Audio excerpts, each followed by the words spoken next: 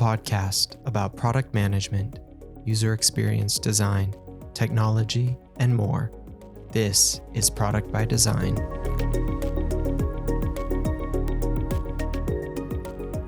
All right, welcome to another episode of Product by Design. I am Kyle Evans, and this week we've got another awesome guest with us, Kareem Mayan. Welcome to the show, Kareem. Thanks, Kyle. Great to be here. All right. Well, Kareem, super excited to have you and super excited to talk about a number of product topics. But before we dive into that, let me give a brief introduction for you and then have you tell us a little bit more about yourself. But Kareem, since 2001, Kareem has founded and run product teams at 4 software companies with 3 exits and PMed at companies like ESPM.com and MySpace, and is currently the co-founder of Savio, a tiny seed-backed product management platform for B2B SaaS companies, where he's talked with hundreds of PMs about their process. And we're going to talk more about that today, which I am very, very excited about. But before we do, why don't you tell us a little bit more about yourself? Yeah, thanks, Kyle. Honestly, pretty, you nailed it. That's sort of the high level technical background, care a lot about UX, care a lot about customers. I'd say we're sort of customer obsessed over here. And have done the PM job, moved over from dev way back in the day, probably 20 years ago. Still write code though, but professionally it's mostly been on the product side, line PM all the way up to product exec. And yeah, today I talk to PMs on the regular, helping them gather up and use product feedback to build an evidence-based roadmap. So excited to share what I've learned from talking to hundreds of PMs and learn some stuff from you as well. Awesome. Well, I am so excited about this because this is it's one of my favorite topics. It's something that we love to talk about here and something that I love to talk about in general, customer feedback, roadmaps, and all of those things. But before we dive into it, tell us, maybe some of the things that you like to do outside of the office and outside of product management. Yeah, for sure. So I'm married with 2 kids under 10. So they keep me pretty busy trying to expose them to lots of different things, take them to activities, do things with them. Taken up tennis a few years ago. Still do some weightlifting as well. But tennis is sort of the primary exercise outlet that I've got. Read a lot, like to travel now that COVID is sort of slowed down as well. So yeah, just like to get out there, learn, see what the world has to offer and stay active. Very nice. Okay. Have you been to any cool places recently, or do you have any cool travel plans coming up that are on the horizon? Yeah, great question, man. So probably about 15 years ago, I was a digital nomad and actually owned the domain for a little while and was on all 7 continents in about it was under a year, actually. So since I had kids, things have slowed down drastically. I actually just got back from Mexico, where Rafa Nadal has a tennis academy down there. And so I combined like chilling on the beach and reading with, playing some tennis, doing some surfing. So got back 6 days ago.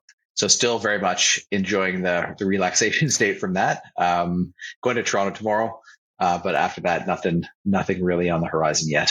Very nice. Very, very nice. Well, that sounds like a lot of fun. Okay. All right. Well, I have a lot of questions and a lot of really, I think, great things to talk about. Product management wise.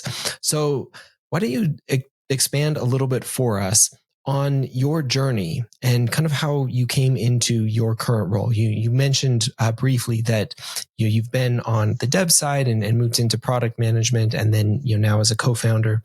Tell us a little bit about what has that been like, the journey to get from the early days and all of that to where you are now. Yeah, for sure. So I say there's sort of 3 major inflection points. So one was realizing that there was a job called a product manager, and then actually starting to do it. So the first was probably the late 90s. I had an internship at a software company in Toronto, and I was in the product management group. And they actually, ironically, maybe it's not irony, but funnily enough, they had me build my summer project was to build a feature request tracking system in Visual Basic. Because they knew that I was technical. So that was sort of like, oh, that's neat. That's not, there are people who sort of help the devs understand what customers need. Fast forward a few years at ESPN, the job I had was called a technical producer. And you were basically a dev plus PM in one role, sort of wearing one hat. So that was sort of a major inflection point over the course of a few years. It was like, oh, this is a thing that exists, and then actually doing the job. The second was I at ESPN I hired a company called Creative Good, and they did usability testing. I was working on a fantasy football software product, and when we did a bunch of usability tests on that with Creative Good, I learned how crappy our interface was, how poor we messaged what the benefits of upgrading were. People would upgrade, but they weren't really sure what they're getting until they clicked a button and paid $100 for their league. And so it really helped instill in me that, customers can help can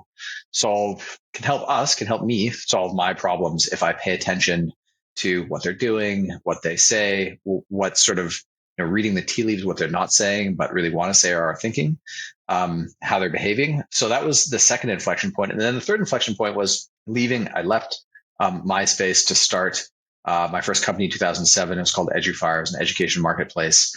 And since then, I've started and sold 2 other companies as well. So that was sort of like the founder journey. And then with respect to Savio, after my business partner and I sold our last company, we sort of sat down and said, what problem do we have that hasn't been solved effectively yet? And so looking back, he's also a dev turned PM. He worked at Microsoft for a bunch of years and has started a couple of other companies. And before we started working together. And we always had this issue where we get all this product feedback from customers. It always felt like it was locked up in siloed tools or in the heads of our customer facing colleagues, or we had it in our own heads, or Google Docs or, notes applications. And there was no way to centralize and use it to prioritize, like just make sense of the very basics. How many people are asking for this feature? That's sort of the key question that we wanted to understand. That was sort of our V1. And so we looked around the market and couldn't find anything that was really suitable where there are lots of tools where you could build roadmaps, but there's nothing where you could actually tie it directly to customer evidence. And so that was what we set out to solve in 2018. And so that was the genesis of Savio. Which is, it's such a really, really great problem, and a fascinating one, because even now I feel like this is just over the last few recent product roles that I've had, we've continually come back to this exact same problem, like over and over in a variety of different ways, where it's like, we have all of this feedback, we have, the different ways that we're doing roadmaps, but how do we tie all of this together in like a cohesive way?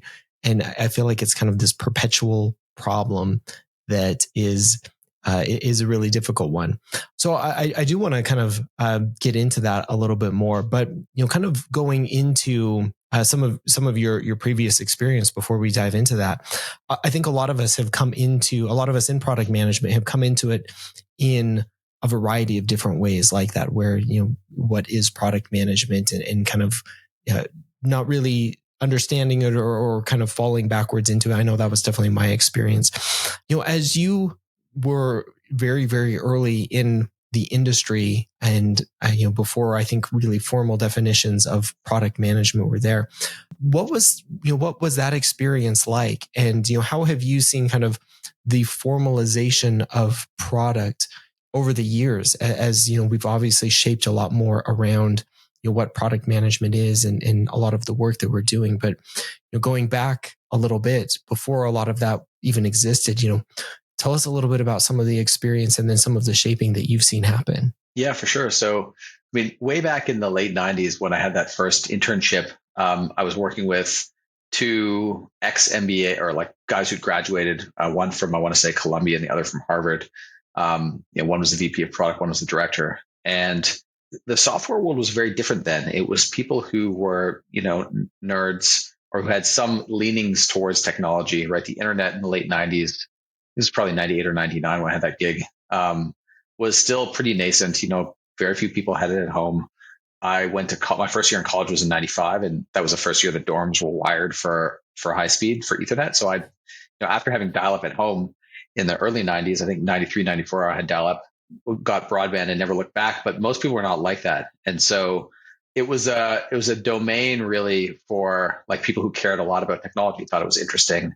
And, that's changed in that tech is like a big industry now, right? You've got your FAANG companies, and back in the day when I was in tech, Wall Street was the place to go make money. It's still probably true, or finance more broadly. but tech is now also a pretty viable destination for young kids who want to make money. And so it's not that it's bad, but it's attracted a different kind of person, and people who want to make a lot of money, and the sort of focus on building interesting things is maybe less there, or a sort of a secondary goal, or one and one A, if you will. In terms of like how the role has changed, I mean, I want to say I got really lucky. I found so Joel Spolsky, who's the founder of Trello and Stack Overflow, he had a blog, I think it's still out there, called joelonsoftware.com, and I found it in 2001. And he talked a lot about what he did at Microsoft, which is called program management, which was a combination of project and product management. And I mean, his essays are still on point. And so devoured that. And that was really my Bible for a very long time, was for the Microsoft way. Today, I think the job has gotten more specialized. So like, in the Joel world or the program management world, product managers would still wireframe. They still very often do project management. They might do some engineering management if there wasn't a dedicated engineering manager on the dev side. Those functions have sort of split out into like, you might have a product designer who does the wireframing, and, the product, you collaborate with them. You might have like a product owner who does project management. You might have an engineering manager. And so like, it's actually gotten better, I think, in a lot of respects, because as a product manager, your responsibilities have been slimmed down to focus on, understanding what the customer needs are, figuring out high level solutions, and you've got help to define and shepherd those things through to delivery. But yeah, I mean, the role is still evolving, and I think as things like, I mean, honestly, even customer success is a role that like in my world, product used to do a little bit of, mostly in service of helping customers be successful, but then also taking those learnings and feeding them back into the product. Product marketing would still be some things that product managers might do back in the day, but that's obviously a very important and full-fledged role as well, specialization in SaaS.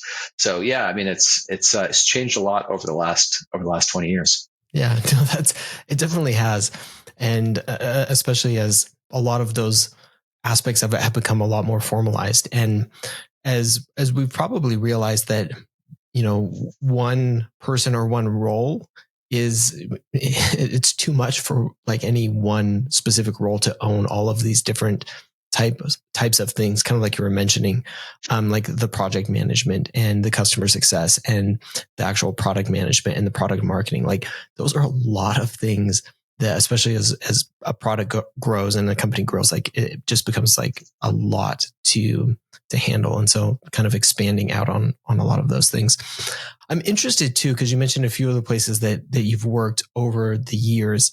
How was, some of the experiences different at places like ESPN and MySpace, and some of the different roles that you've taken, both from a product perspective and the technology, as you were building and creating those things? What were some of the things that you saw early on that, were working? And you mentioned, some of the things that you learned that just weren't working well. And as you were doing some of the user research at ESPN, like, I guess, what were some of the things, coming up through a lot of these different technologies and companies that you saw that, were great or maybe weren't so great? Yeah, it's a great question. So like, I want to say it's 2003, 2004. I went to a workshop called the Redesigning Blogger. And it was held by the agency who redesigned Blogger back then, called Adaptive Path. And ESPN participated in a study, basically a white paper that Adaptive Path was doing, where they evaluated different organizations along the capability maturity model for, I want to say it was design. And ESPN was basically a zero. And it was, I think, a reflection of ESPN starting as a startup called Starwave in 94, 95.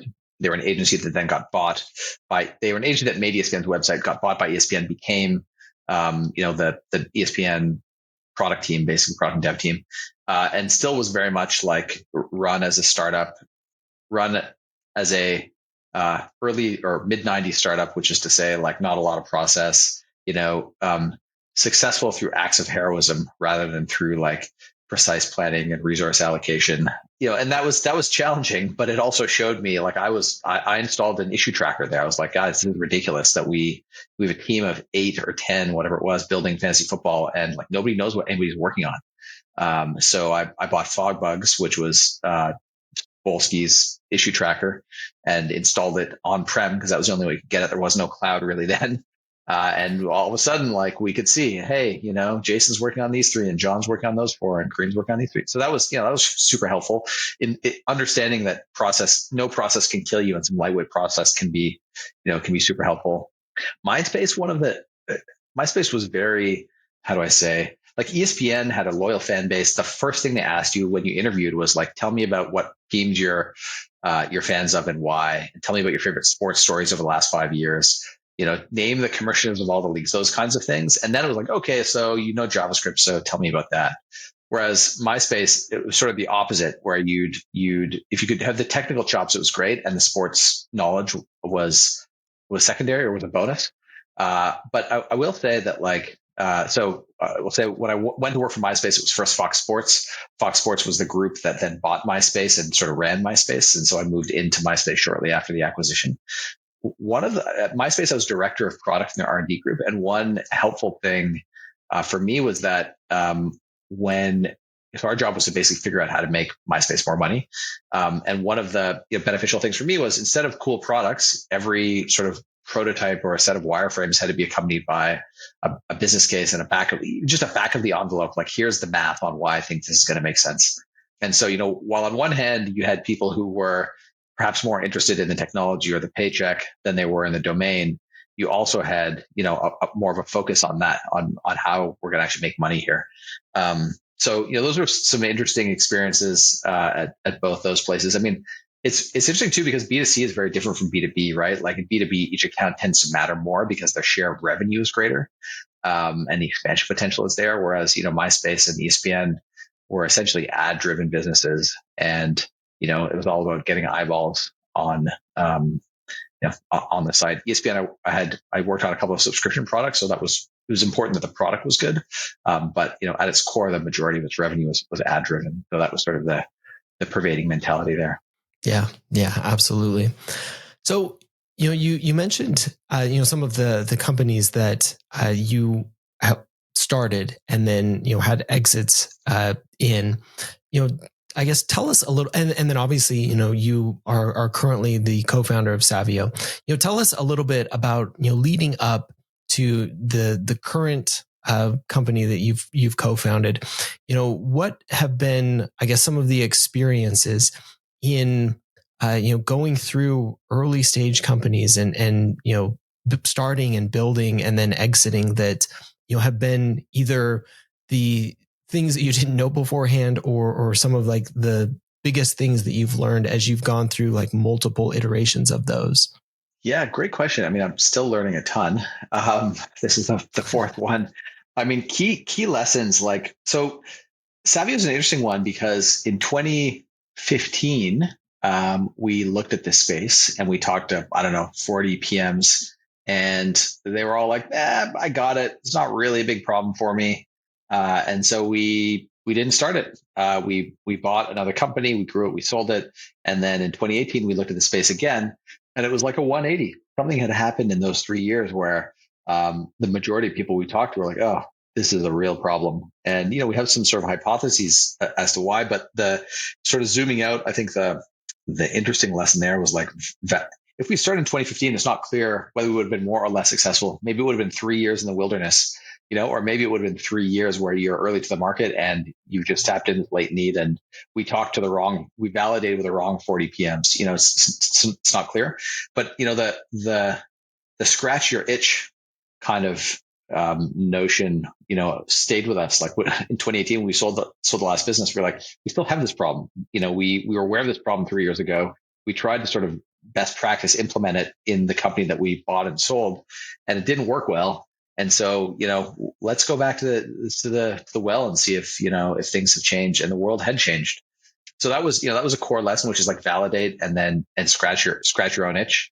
Gosh, other lessons. I mean, one lesson I'm learning today and constantly relearning is delegate more as a founder. Like, I was an individual contributor and then a manager and then exec, and like, as an exec, you have to delegate, but in the early stages of a startup, you're often an IC again. And so, finding either people who can come on full time, if you're capitalized well, or even just part-time consultants who eat what they kill and have to be good. Otherwise they won't have businesses for long. I find that to be, constantly relearning that lesson. And it's great because when you can find people who are, 80% to 150% as good as you are at a task, it's worth it anywhere on that range is worth it to not do it, just so it's out of your headspace and you have time to focus on other things, other higher leverage things. So I said, those are probably a handful of lessons I've learned in the startup game. Yeah, that's such good advice. Really for anyone, but especially like as you move up, not just as a founder, but anywhere within a product role or within any role, really, is like you have to be able to move things off your plate progressively, because you can't keep doing the same amount that you're doing while taking on more and more, which I think is a difficult thing, especially as I know I found that moving from an individual contributor into more and more leadership positions, is that you want to continue to do a lot of the things that you've been very good at for a long time, but you just simply cannot do that and continue to do all of the other things that you need to do in order to be successful. So I think that's really great 100%. advice. So I really want to dive into Savio, because I think that this is, like I said, it's I think a fascinating problem. And I think I love talking about product tools as well, because it is obviously something that I'm familiar with, and I think a lot of those listening are as well. Some of the things that a lot of us use frequently or are looking to use. So I guess tell us a little bit more about some of the initial validation that you did, because I'm interested in that. Where you obviously saw a problem early on, and maybe it was there, and then you started to both validate it and then needed to kind of scratch your own itch with some of the things that around getting feedback and being able to put all of this together and create roadmaps that were validated by the data and feedback you were getting. But tell us more about that, about kind of that journey, some of the validation and market research, and I guess finding that product market fit as you started to develop in this space. Yeah, for sure. So the genesis of our own solution pre-Savio at the company we sold was called CodeTree. We were using Intercom. We get feature requests from customers on Intercom. And Intercom had a plugin, I guess, an integration with GitHub. And so the way it worked was you would paste the Intercom link into a GitHub ticket. And when the GitHub ticket was closed, it would reopen all of the Intercom conversation links inside the ticket. And so that was sort of like a way for us to close the loop. But it was, and we're like, oh, that's really useful. But it was a really poor way for us to figure out like how many Intercom conversations have been pasted in this ticket versus that ticket, right? So when we sold the company, we were like, okay, well, let's figure out how, how are other people doing this, if at all. And so, we beat the bushes. We probably did some cold outreach. We both, my business partner and I, have been in tech for a while, so we had, a decent network. And got into conversations, just 15, 30-minute conversations with PMs. Figured out, were they doing this today? Did they see this as a problem? Did they have a solution they were happy with? If they didn't have a solution that they were happy with, what were the challenges? Were they paying for their solution? Had they cobbled something together? And so, like for us, the biggest indicator that there was a there was people who were, problem aware, solution aware, and had devoted some resources to solving it on their own. But we're doing kind of a crappy job because, they're using a spreadsheet or Airtable or Zapier, and they weren't using a purpose-built tool. So, that's sort of the best indicator that it's a real problem, is that they've spent some time and or money to make the pain go away. We also looked around and said, just sniff tests, right? Like in 20 years, will people be using spreadsheets for this? Well, tech is essentially a commodity right now. What matters is in B2B, does this problem solve my need effectively? And so in order to build a good SaaS product, you need to understand what the customer problems are. And in order to do that, you need to collect up all the feedback that your sales, success, and support teams and you as a PM are getting and make sense of it.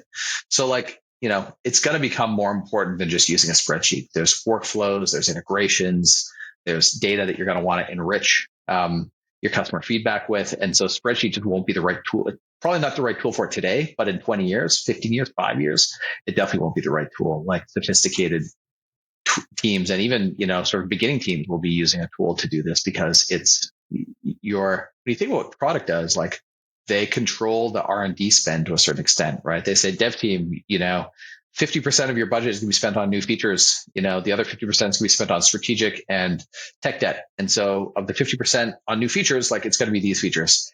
Well, if you have like a 20-person dev team, it's probably a $3 million a year team fully loaded if you're not FANG. And that's at $1.5 million. And so product is going to want to like in the past, product was making decisions like this.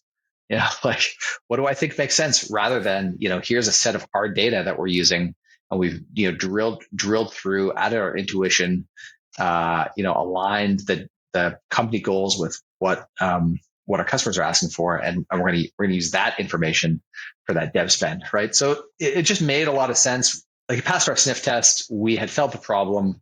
And then when we went out and looked at Big Bad World, people were like, yeah, I have this problem and I've tried to fix it, with a cobbled together, duct tape and chewing gum kind of solution. So that was good validation for us that we were on the right track there. I can definitely attest to cobbling together some of those solutions, like being in the spreadsheets and all of the different.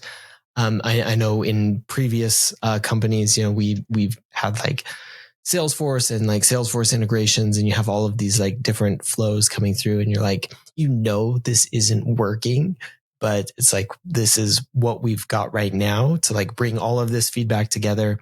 And then kind of like you said, finger in the wind to say like, okay, I think this is like what we should be doing or directionally.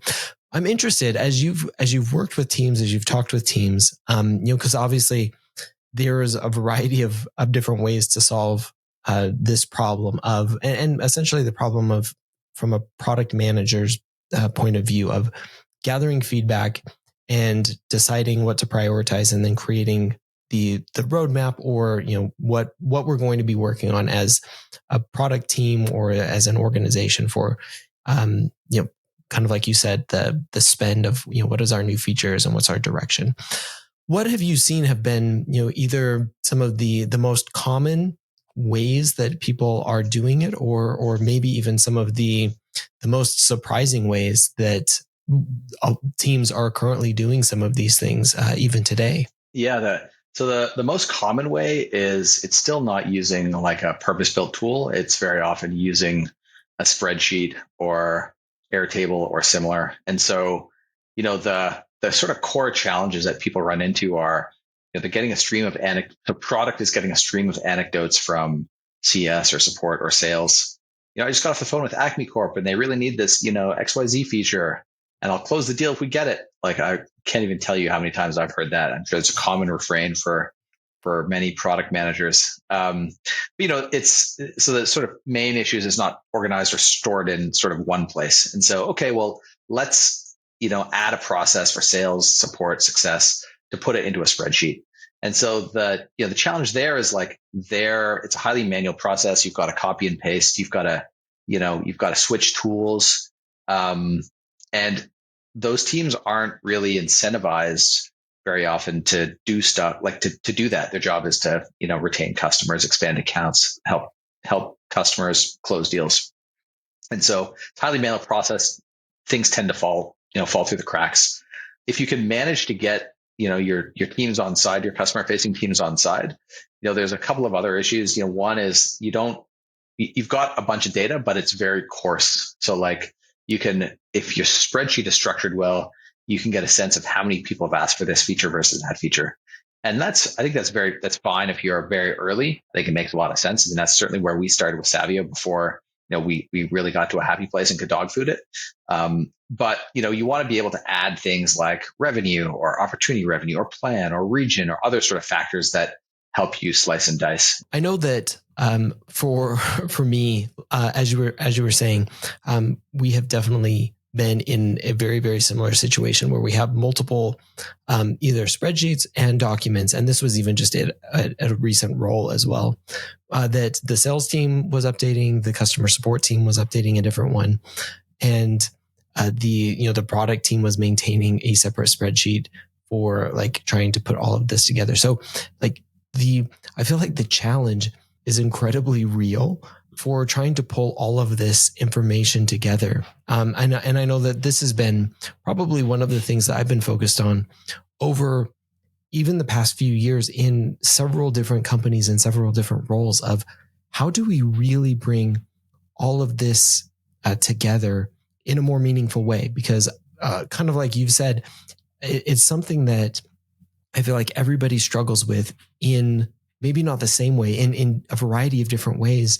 And some of the solutions to it just for whatever reason are lacking in different aspects for each kind of company or group. And that kind of continually leads to this problem of not having all of the information consolidated, not being able to kind of validate the roadmap or the prioritization that you're looking for, and then not knowing for certain whether you're working on some of the highest priority, and being kind of at the whim of either recency bias or some of these other things that continually come up. And you brought to mind one thing as well. Like I recently, as of the time of this recording, was working on a roadmap for a new product that we're working on, and it was completely upended by a number of executives who came in and had wanted their say and put all of that in. So that's not to say that that's necessarily wrong, but we're kind of continually at facing these types of challenges where there's tons of different feedback coming in from tons of different places, that without the right support and data and feedback from all of these different places consolidated and put in, it's difficult as a product manager, as a product team, to be able to say, this is what it is and this is why. I guess with that, how do we solve some of those problems in, I guess, one, bringing it all together, and two, creating a roadmap that is a roadmap and a prioritization that's less prone to the whims of a lot of these, whether it's sales team or executives or things like that? Yeah. So maybe I'll answer the first question, which was, how do you bring it all together? And then we can talk about what I call executive proofing your roadmap. So the first one, how do you sort of create a system that's going to let you use evidence to build your roadmap? So like the first step is to get buy-in from your customer facing teams, because they're your proxies for talking to customers. So the most, I mentioned earlier that having them track is not part of their job description and is extra work. So, giving them an incentive, showing them that it's useful, is really the key step to getting buy-in, in my experience. And what that means is tracking some feedback, even just before you track, asking them what they've been hearing, do some tea leaf reading on your own, and then building some of those features so that they understand, if I talk to Kyle and give him feedback, he's actually going to help me close more deals, retain and expand more accounts, close more tickets, with a positive CSAT. That's step one, is getting buy-in. Step two is figuring out where you're going to put it. So I recommend one place, and it's the same place across all your teams. Three is having a lightweight process for your teams to actually put it in that place. The main thing is making sure that it's not disruptive to their workflow. Switching tools, copy pasting, all this kind of stuff is just friction, and friction means that means people won't do it, which means stuff falls through the cracks. At that point, you're pretty good. I mean, there's a couple of things, that are sort of the plus version. So one is making sure which customer asked for which feature. So it's helpful, when I get some feedback that I know Kyle at gmail.com or, Kyle at acmecorp.com asked for this feedback. It's ideal if I know that Acme Corp is worth X dollars and there's a couple of open deals and those deals are worth Y dollars, and I can use that. So I can say, like, show me all of my feature requests sorted by total MRR or total opportunity revenue, or show me only feature requests from customers on our enterprise plan. So basically using customer data to enrich. And then like down the road, when you're using that, you want to, this is sort of squishy and we can talk more about it if you want, but like, when you're building your roadmaps, make sure they're aligned with company goals, making sure that you're sharing feedback with stakeholders so they understand that you've got the backup. It's not just, what Kyle dreamed up in a conference room, but it's like Kyle's done the hard yards to put together, to gather up all this evidence, and slice and dice it and go through and analyze it, dissect it, and then built a very sensible roadmap that's backed based on evidence. And then ultimately, this is one of my favorite things to do. It's really at the end of the process. Most people can't start here, but it's close the loop with customers, whether it's you or CS or sales, whomever. But you can say, hey, like, you get credit for listening, writing it down, building it, and then ultimately, shipping it and letting them know. And the responses to those emails, like the very first time that happened to me as a customer was Slack. I sent them a bug report and they go, oh, yeah, thanks. And I was like, it's kind of a black hole. And then, 2-3 months later, they responded and I was like, head exploded.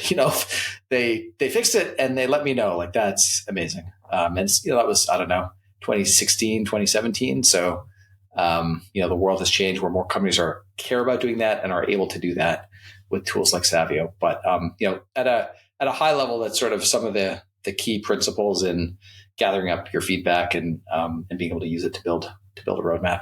I think that's really, really good. I love understanding and talking about some of those key principles for, what is a really good roadmap and how do we start to bring some of those things together? Have you seen that with, as you've worked with lots of product managers and product teams, have you seen some of those things get put into practice, or how have you seen some of those principles get put into practice in some of the most successful teams? Like what has been some of their experience versus, maybe some of the less successful teams who aren't employing some of those principles of consolidating a lot of the feedback, of using the data, of segmenting, kind of like we talked about, and then closing the loop, which I think it's a super important one, but it's a hard one because it involves all of those previous steps of being able to, track and consolidate all of the feedback and understand where it's coming from in order to close the loop. So,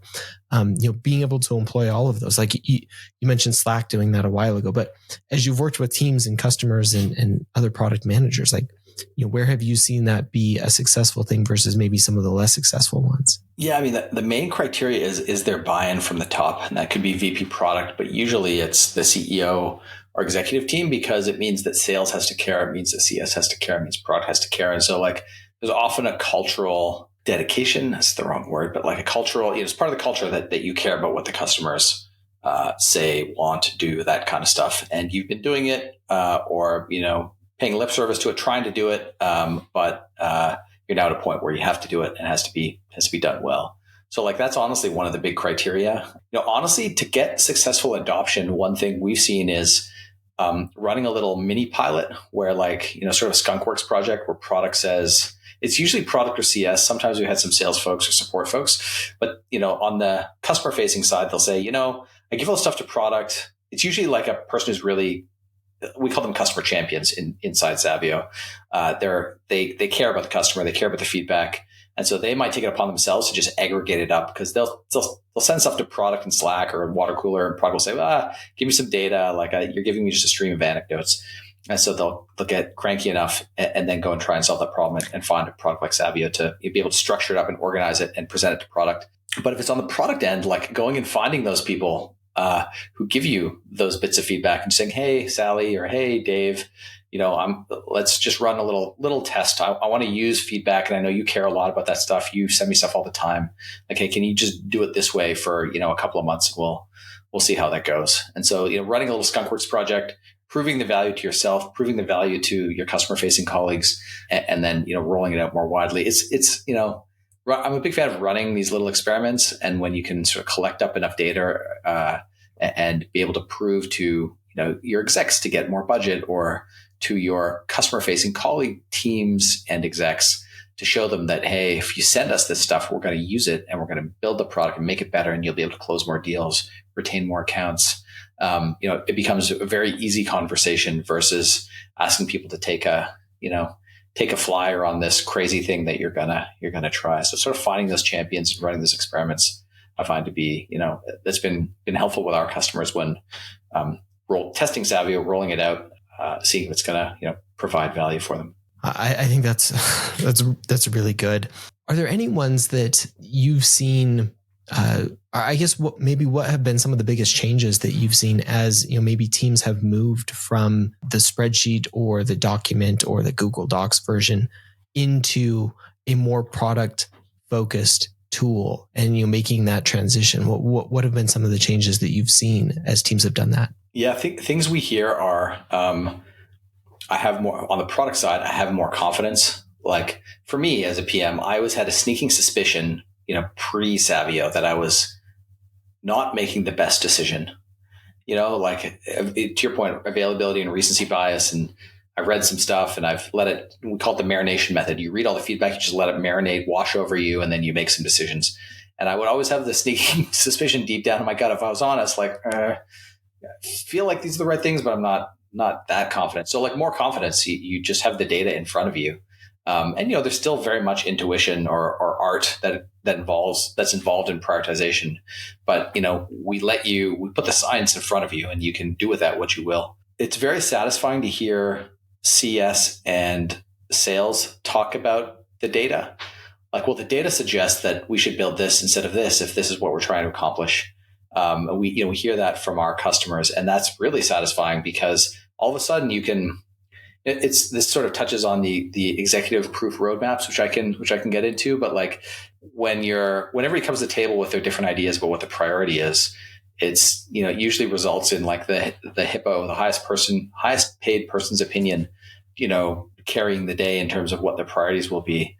But when you've got a set of data in front of you, and as a product manager, when you're in those executive stakeholder meetings, you really want to be the best informed person in the room about customer needs or customer problems. And so the way to do that, the way to sort of fend off the charging hippo, is to, come well armed with your customer data. And so you've got your roadmap. Every item on the roadmap is backed up by data. And I've had conversations like this where I didn't have a good answer, where VP sales is like, well, I just got off the phone with Acme Corp and they want the XYZ feature. We then duke it out. I say ABC, he says XYZ, and, we don't know who'll win in the arena that day. But, today, and this is what our customers tell us, they say, I can go into a conversation like that and then say, well, I hear you on the XYZ feature, Sally, but when you look at the data, it shows that 35 customers, totaling 50K in MRR want the ABC feature, and only 12 totaling 20K want the XYZ feature. So that's why we're doing ABC this quarter and XYZ next quarter. And it's just really hard. Like, you can always be overridden by VP sales or CEO, but like, it's really hard for them to do that credibly very many times because the data is not on their side. So, that's one of the most satisfying changes that we hear about from customers is, we can discuss the data now, and we can discuss it with other stakeholders, and we can make more reasonable, reasoned decisions instead of, the highest paid person's opinion dominating what we should prioritize. Yeah, I absolutely love that, and I've got some stories to share around that as well, as I'm sure so many of us do. But let's expand on that a little bit more on the executive proofing the roadmap, because you've touched on it. You talked about how having that data makes it much more difficult to constantly be shifting things around. How do we executive proof the roadmap in order to not be caught at the whims of everybody who has their very, very strong opinions? Yeah, I mean, I'd say the biggest one is having a roadmap that's backed with evidence. I'd say there is one step before that, which is I learned that when I do the roadmap presentation meeting with all of the stakeholders, I want that to effectively be a rubber stamp process. And the way that I try and get to that point is by socializing the roadmap with, the key stakeholders beforehand in a one-on-one setting. So there's no, nobody's piling up. There's no, I'm not getting beaten down by 15 cudgels. I talk to Sally, I talk to Dave, I talk to each individual stakeholder. Maybe there's some horse trading, and I ultimately try and get to a roadmap that everybody likes before I go into that meeting. But when I go into that meeting, when I go to the individual meetings and when I go into the big meeting, like, everything is backed up. Like, you can click on each item on your Kanban roadmap and you can see, total MRR and the customer anecdotes and who the customers are and what each customer is worth and all that kind of stuff. So it's really like those two pieces, having the evidence-based roadmap to back up your decisions, and then socializing the roadmap, one-on-one before you go into the room with everybody else. I think that's some really, really good advice, because I know I have in my experience, and I say this because I'm sure so many of us have experienced, I've been able to withstand some of that with, like you said, helping everybody see it beforehand and having a lot of the data. And I have also been trampled in those types of meetings where it is not fun to go in and not be able to back things up to the full extent, or be able to, but to just know that there is nothing else that you can do. So I guess it's a much better feeling to have all of the data and everything on your side. Even if you're not going to win the ultimate argument, at least you're going in with the best representation of everything and all of the quantitative and qualitative data to back everything up.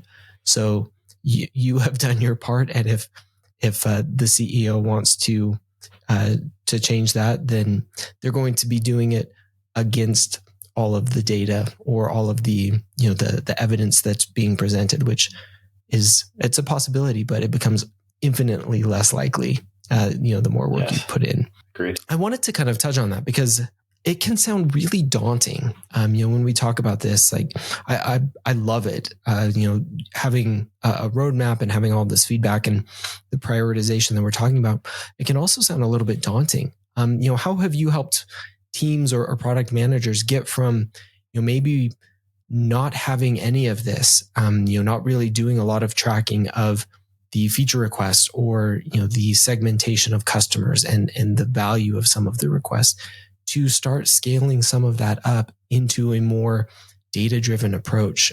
What have been some of those conversations or some of those things that you've helped with? Yeah. So there's a couple things. So one is we're big believers in click buttons, get value at Savio. And so we've really tried to understand the key workflows that customers have and what we described as sanding off the rough edges, like making a lot of quality of life improvements.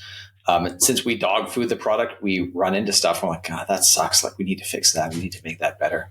And so that's something that we really try and work on. That's sort of secondary. I mean, I think the primary question is start small, or the primary answer really is start small. Like, don't go from 0 to 100 overnight. Start with you and one person in sales and one person in success, logging feedback, run a little proof of concept. Even if you're like a 10-person team or a 5 PM team, you're not that big a team, just run a little POC and make sure you understand how this works and how it hangs together and what the value is that you get. And then, expand, bring in your PM colleagues, bring in more CS, more sales folks. We're big. We're very customer success oriented. And so, we offer lots and lots and lots of, custom onboarding, white glove training kind of sessions for folks, because, everybody's workflow is different. The tooling stack they use is different. The way they want to do things is different. And we want to make sure that, the tool, you don't have to really change a lot of the way you do things in order to get value from the tool. So, we help folks bend the tool to the team's will or to the desired process that they want. But the real goal is like, start small, just start doing it. And start at a very small scale, and then you can ramp up over time once you understand the sort of cadence of the feedback and how it all hangs together and all that kind of stuff. I think that makes perfect sense. And you kind of touched on this a little bit just now and throughout. I have used over my time a lot of product management tools and a lot of roadmap tools. And in your view, what makes Savio different than, some of the other things that either you were looking at, when you were kind of assessing the market, or, what's available today? Like, what makes it special among a lot of the product management tools out there? Yeah, it's a great question. So the biggest thing that we hear from customers, and this is sort of where we hoped we'd end up when we started, is that each roadmap item is backed up by evidence. So there's lots of road mapping tools out there, but ones where you can actually connect the item on your roadmap down to the 20, 50, 100, 300 people who've asked for a feature, see their exact words that they used and see their customer data, their revenue, et cetera. That's not that common, really. We don't run it like when people come to us. One reason they choose us is because of that. We can enrich their roadmaps with customer data. So that's sort of the main piece is evidence-based roadmaps. But sort of the two pieces that underlie that or support that, one is that we can enrich your feedback with customer data from Salesforce or HubSpot or Zendesk or Intercom, a couple others as well. And so you can then run queries and say, show me my features stack ranked by total MRR, cumulative MRR, if everybody's asked for it, or how much opportunity revenue is tied to this feature quest. I mean, it feels like very basic questions that require some integrations and some wizardry behind the scenes to make happen. And then the other piece that supports the evidence-based roadmaps is like feedback doesn't fall through the cracks. We put a lot of effort into making the integrations and the process of logging easy and non-disruptive for your customer-facing teams. And so, the base idea is you can get the feedback in because the teams are going to do it. You can then enrich it with customer data from your CRM or customer source of truth.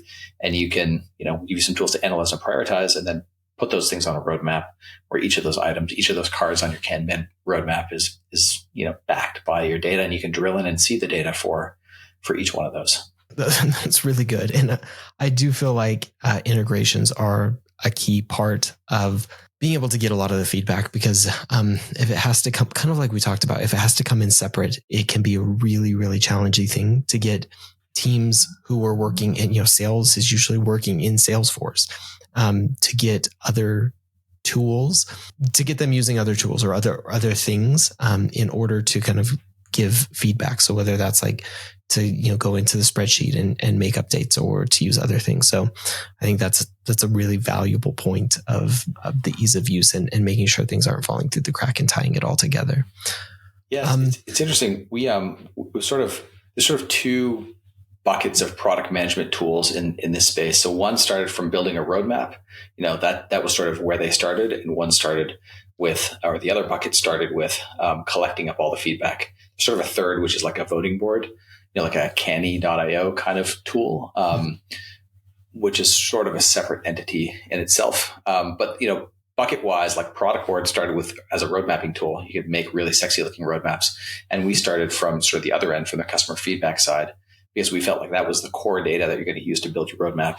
And so we invested heavily in those integrations, as you mentioned, and making sure that feedback could be logged, because those are your base building blocks. Those are the foundational elements of a roadmap for our customer obsessed teams. Those are the ones that we tend to attract. So sort of just look at the world like there's sort of the roadmap tooling who sort of moved to customer feedback. We started customer feedback with the intention of moving to road mapping. And then there's the voting board tools, which are sort of a separate animal on their own. That's a really, really good point. Because I have found that usually depending on where you're coming from perspective wise and original, your origin and where you originally come from, really shapes a lot of what what the tools do and what the perspective is, which is why I have always found, and I think the product focused tools usually do a really good job at a lot of these things. But like you said, there's even those focuses within a lot of the product tools. But it's why I've really never been a fan of project management tools that kind of then come into the product world. Because like you said, they have a very project management focused, and then they come in and try and incorporate all of the project management into product, whether that's road mapping or whether that's feedback or whether that's other tooling. But you can still get the sense of the origin, which is very project management based, which is not the type of thing that we need to do really effective product management. I think, to do effective project management, you need a great project management tool, but to have some of those tools come into product management and kind of slap on, roadmaps and other things, it doesn't offer like the full experience that I think you really need to be effective in product management. So I think, kind of like you were saying, really starting from, what is it that we need and what tool really reflects that perspective is such an important thing, because tools can do things, but they're really shaped by their origin and how they're built and where they kind of go to. And I love that. I think it's a super important part of both the product development process, but also how tools really approach the different things that they do. And obviously, like the feedback portion being an important one, which then feeds into the roadmap, kind of like you were talking about, which makes a lot of sense. Yeah, the details matter. You read a marketing site and you're like, well, these 3 tools are the same. Then you sign up for them and you're like, gosh, this one does it so much better than these other 2 for my workflow. And, that's often a reflection of the focus on quality of life, the focus on deep understanding of the customer workflows. Yep. It's also, to your point, a function of like, where did the founder start? Where did the head of product start with, and where do they want to get to? What road did they take? What path did they take? It shows sort of where they invested, what they consider to be important. And for some customers, we're not the right fit. Like you want a great looking roadmap or 50 of them, to convince a variety of different stakeholders, customer councils, things like that. Like you might not want to show customer councils the verbatims or the evidence or the revenue data. And so, you should probably not pick us for that. But if you do care about the customer feedback and, using that to drive your roadmap, we're a good fit. That's absolutely perfect.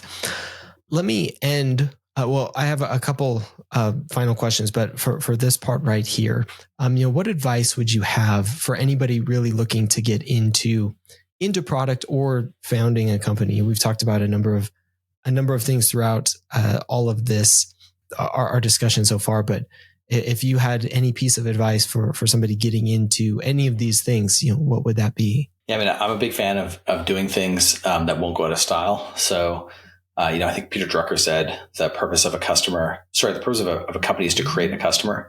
So like watch, talk to, learn from your customers. And that's sort of the first piece, like get close to them, understand what motivates them, what their incentives are, what their key problems are. That's one. The second is understand the important drivers of the business you're getting into, and align what you do to move those drivers. So is your business, for example, SaaS businesses are really driven by churn and by getting to net negative revenue churn. And really that's a function of driving expansion revenue.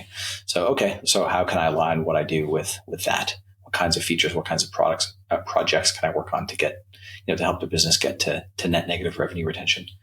And then the third one is not work related, but it's keep your batteries fresh, explore hobbies, try new things, travel, exercise, sleep, be social, see friends and family. Work is not life. It's an important part of life, but it's not life. We only go around once. So definitely enjoy it. I absolutely love that. I think that's great. Well, Kareem, this has been a really, really great conversation. I feel like there's probably a number of different things that we could continue to touch on and talk about for a little while longer. But is there anything as we kind of wrap up that you want to add that we either talked about or didn't get a chance to talk about? No, honestly, Kyle, I've really enjoyed it. It's been a wide-ranging conversation. Your insights are super helpful and have changed my thinking a little bit as well. So thank you for having me on. It's been a pleasure. It has been. Well, I have 2 kind of wrap-up questions that we like to do with our guests. But before we get to those, where can people find out more about you, more about Savio, more about anything that you're working on?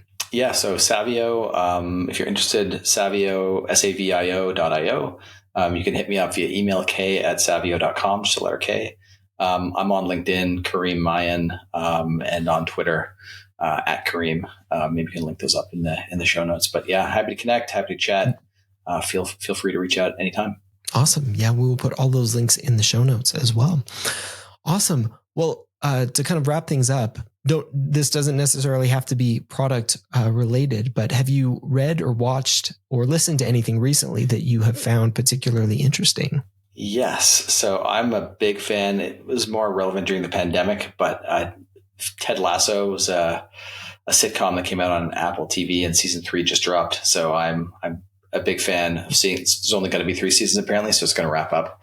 But it's a very I recommend to a friend of mine. He's like, well, I like watching with my wife. My wife doesn't like soccer. I was like, it's not really so much about soccer. It's more like a character-driven comedy that's incredibly well written. So I would, has soccer elements. You might enjoy that if you like sports, but it's a really, really good show, well written, good chuckles, thoughtful, tugs at the heartstrings sometimes. So if you're looking for that kind of thing, you might enjoy Ted Lasso.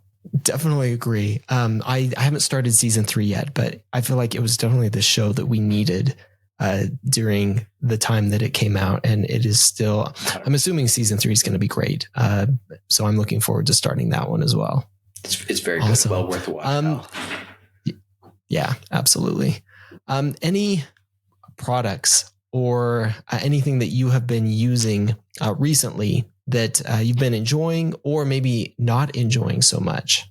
I mean, the products I use regularly are Superhuman for email, which I friggin' love, and I'm thrilled to pay $30 a month for, which I know is a controversial opinion to pay that for email. And Shortcut, which is a project management tool, like a dev tool, kind of like a Jira, but actually nice and not wanting to claw my eyes out when I use it. Actually, you know what? A new product I introduced my stacks with a company called Readwise. They just launched a product called Reader, and it's like a Power Pocket or Instapaper. So like the key piece of the workflow, the reason I switched to it was because, I run across these interesting threads on LinkedIn or Hacker News, comment threads, and Pocket and Instapaper didn't do well with those at all. And Reader just slurps them all in. They sort of frame it up as like basically like a Pocket for power readers. So you can stuff stuff in there and then, crack it open whenever you want and drill through your backlog of reading stuff. You can also subscribe to a bunch of newsletters that I want to get stuff out of my email inbox. And so you can subscribe, they give you an email address and you can just subscribe using that email address, which is nice because then all of your, product management newsletters that I read just get shunted directly to there when I'm in a context where I want to read and consume rather than email, which I want to just process and get down to zero and get on with my real work. So yeah, actually a big fan of that. So far, my trial just ended, but I'm going to upgrade and convert. So it's been a nice addition actually to my reading workflow. Very nice. All right. I'll have to we'll put the links in for those. And I've definitely heard that about Superhuman. I am not a Superhuman user myself, but it seems like those who are passionate advocates of it. So that seems to be the common theme with Superhuman. With Superhuman, I probably tried like every single Mac OS X client out there for email, and I just wanted something fast where I would spend as little time as possible processing email. And Superhuman came along and was like, oh, finally the client I've been waiting for. Yeah, absolutely. Well, Kareem, this has been a great conversation again, and I appreciate all of your insights on the product management industry, on founding companies, on building roadmaps, especially evidence-based roadmaps, and how we can do that more effectively. So this is, again, I have enjoyed every bit of this, and I think everybody who listens to it will enjoy it as well. So really appreciate your time and insights again. Yeah, thanks for having me, Kyle. It's been a treat. Awesome. All right, and thank you everyone for listening. We will talk again on the next one. Thanks again for listening. If you like the show, be sure to follow or subscribe on your favorite podcast app. You can follow the show on Twitter at prod_by_design. That's prod_by_design. You can follow me at Kyle Larry Evans on Twitter as well. If you want more product conversation, check out my newsletter, Product Thinking, at productthinking.cc. You can follow me on Medium at Kyle Larry Evans as well, or check out my Medium publication, Product by Design. Thanks again.